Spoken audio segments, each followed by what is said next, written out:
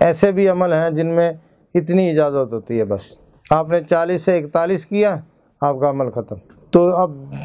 بزرگوں کی زندگی دیکھیں نا تو وہ یہی ہے، اسی سے ہم نے سبق حاصل کرنا ہے کہ وہ جب بیٹھتے تھے، کہیں مجمع میں بیٹھے ہوئے، کہیں گھر میں بیٹھے ہوئے، کہیں پر بیٹھے ہوئے، وہ کہہ لو کہ اپنے اندر گم ہوتے تھے۔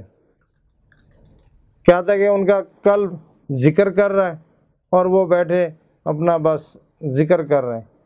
وہ یہ نہیں ہوتا تھا کہ دنیا میں سیاست پہ بات کر رہے ہیں، وہ یہ نہیں ہوتا تھا کہ ارے گہرے کی بات کر رہے ہیں، محلے کی بات کر رہے ہیں، ادھر ادھر کی بات کر رہے ہیں، رشتوں کی بات کر رہے ہیں، فلاں کی کر رہے ہیں، فلاں کی،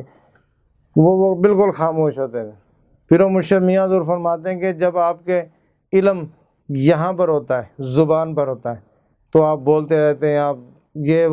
میں نے کیا، یہ عمل کیا، یہ پڑھائی کی، یہ کیا، وہ کیا، اتنے چلے کیے، اتنوں کو مارا، اتنوں کو کاٹا، اتنوں کو برباد کر دیا، اتنے لاکھ جن مار دیے، اتنے لاکھ میں نے بھوت مار دیے، حمزات مار دیے، یہ کر دیا، وہ کر دیا۔ جب علم آپ کا یہاں پر چلے جاتا ہے تو یہ بند ہو جاتی ہے، یہ چلنا شروع ہو جاتا ہے۔ جب یہ چلنا شروع ہو جاتا ہے تو پھر آپ ذکر پہ لگ جاتے ہیں اور پھر آپ دنیا سے ہٹ جاتے ہیں، دنیا سے آپ کا تعلق ختم ہو جاتا ہے اور آپ کا تعلق رب سے ہو جاتا ہے۔ یہ ذکر کرتا ہے نا تو پھر زبان بند ہو جاتی ہے۔ اکثر میں نے لوگوں کو یہی دیکھا کہ وہ یہ بتا رہے ہوتے ہیں کہ جی ہم نے اتنے بڑے چلے کیے ہیں، ہم نے اتنے پڑھائیاں کی ہیں اور اتنے معاملات کیے ہیں۔ آپ پیر و مرشد کی ویڈیو دیکھیں، یوٹیوب پر پڑی ہوئی ہیں کہ انہوں نے سختی سے منع کیا ہوا کہ آپ نے اپنے اعمال کو کسی کے ساتھ شیئر نہیں کرنا، بتانا نہیں ہے، اپنے اعمال کے بارے میں نہیں بتانا، اپنے خواب کے بارے میں نہیں بتانا۔ آپ کو جو عمل کے دوران تجلیات ہوتی ہیں، معاملات ہوتے ہیں، خواب ہوتے ہیں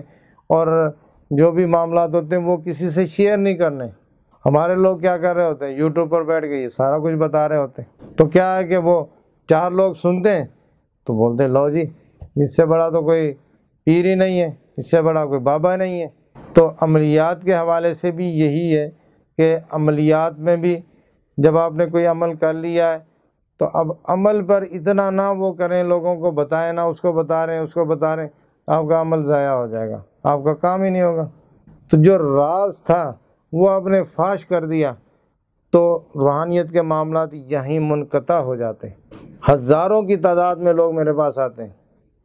وہ اسی معاملے میں پھنسے ہوتے ہیں کہ حضرت الحمدللہ بہت اچھے معاملات چل رہے تھے، خواب آ رہے تھے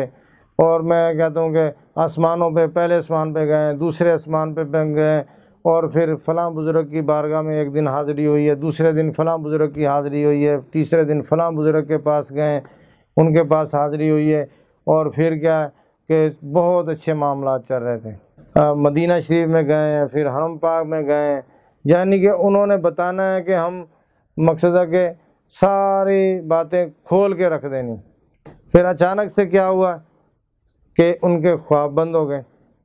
ان کے معاملات بند ہو گئے، ان کے اعمال بھی نہیں چل رہے اور ان کا دل ہی نہیں کر رہا میں یہ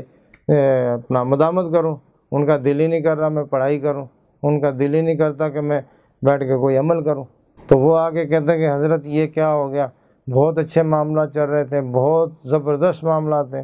ایک بندہ میرے پاس آیا، اس نے بتایا کہ حضرت میں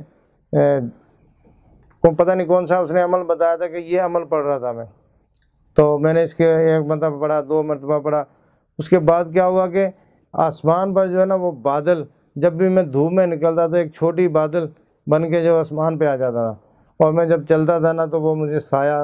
وہ اس کا سایہ ہوتا تھا میرے پہ، جہاں جہاں جانا میرے سائے پہ اس نے مجھے رکھنا، اور میں آسمان کی طرف دیکھتا تھا، بہت کچھ مجھے نظر آتا تھا۔ میں جب بزرگوں کی بارگاہ میں حاضر ہوتا تھا، مزار شریف پر حاضری ہوتی تھی تو مجھے بڑا کچھ نظر آتا تھا۔ تو اس نے کہا کہ میں تو الحمدللہ بہت اچھے معاملات چل رہے تھے، بہت کچھ دیکھا میں نے، اچانک سے پتہ نہیں کیا ہوا کہ سب کچھ بند ہو گیا۔ اب میں کبھی کسی کے پاس جا رہا ہوں، اس کو بتا رہا ہوں، کبھی کسی کے پاس جا رہا ہوں، اس کو بتا رہا ہوں، میرے معاملات کو کھولیں، میرے معاملات کو چلائیں، خواب آنا بند ہو گئے ہیں، روحانیت آنا بند ہو گئی ہے، باقی معاملات بند ہو گئے ہیں۔ پہلے بات ہو جاتی تھی بزرگوں سے، پیر و مرشد جو سلسلے کے بزرگان ہیں ظاہر سے باطن کی طرف چلے گئے ہیں، تو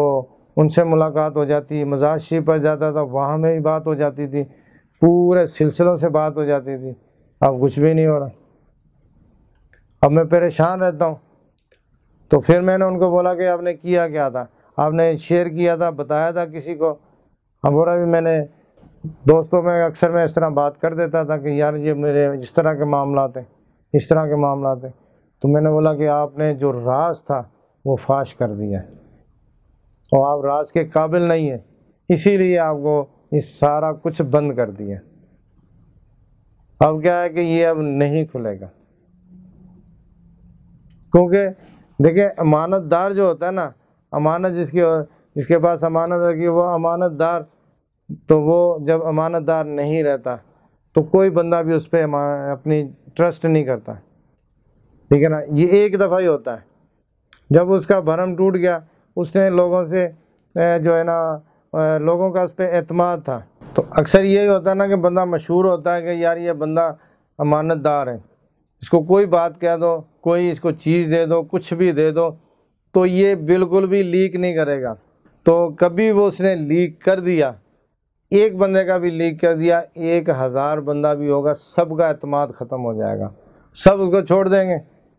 بولیں گے یار یہ تو اعتماد کے قابل ہی نہیں ہے، اب اس کو چیز کیسے دیں، ٹھیک ہے نا، یہ تو بندہ غلط نکلا ہے۔ تو ساری زندگی بھی بعض اوقات لوگ اس کے اوپر اعتماد نہیں کرتے، تو روحانیت کے بھی یہی معاملات ہوتے ہیں کہ جب آپ روحانیت کے راز کو فاش کر دیں گے تو پھر آپ امانت دار نہیں ہوئے، امانت دار نہیں ٹھہرے،